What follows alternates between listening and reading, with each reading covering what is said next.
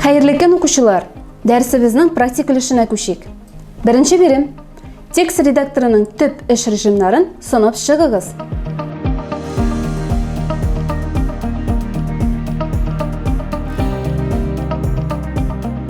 Javob: tekst redaktorining tip ish rejimlari kirituv redaksiyalash, izlov ham almashtiruv, durust yozilishini tekshiruv, fayllar bilan ishlash, qog'ozga bostiruv, qo'llanuvchiga yordam.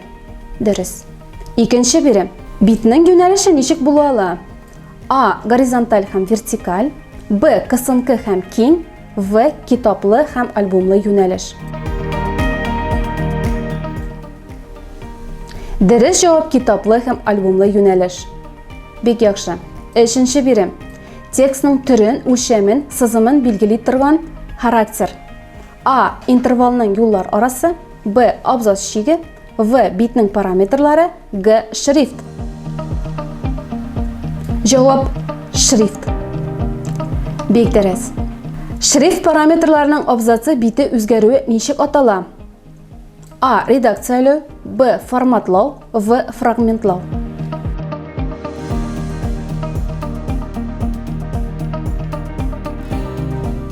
Durust javob formatlash.